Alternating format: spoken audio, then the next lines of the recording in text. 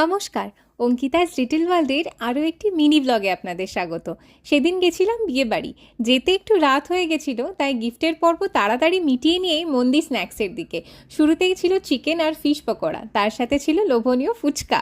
এরপরেই একদম মেন কোর্সে চলে যায়। পাতের প্রথমেই আসে কলকাতা ফেমাস ফিশ ফ্রাই, সাথে কাসুন্দি। ফিলেটা কিন্তু ছিল ভীষণ নরম আর টেস্টি। এরপরেই আসে বেবি নান আর ডাল মাখনি। আর সত্যি বেবি নানটাও না একদম গরম ছিল, আর তখন অবধি সফট ছিল, চিউই হয়ে যায়নি। এরপরেই মন জিতে নিতে আসে এই চিকেন বিরিয়ানি সাথে চিকেন চাপ। খেতে খেতেই পাতে পড়ে যায় চাটনি আর পাঁপড়, সাথে ছিল গুলাব জামুন, ক্ষীর কদম। এরপরেই ছোট্ট ছোট্ট মুখশুদ্ধি, ফেভারিট হাজমোলা। তারপরে আসে ফিঙ্গার বোল।